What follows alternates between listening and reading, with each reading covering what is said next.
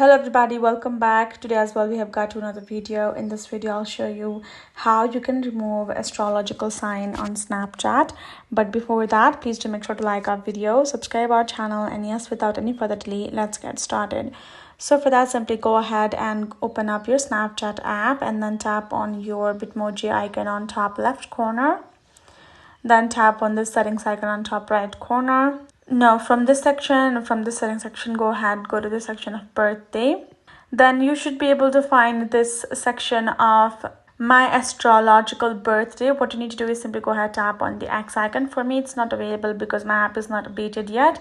But if the astrological sign is available in your Snapchat, if you want to turn it off, simply have to come to birthday, and then when you find the my astrological birthday, tap on X beside it, and then it will be deleted from your profile.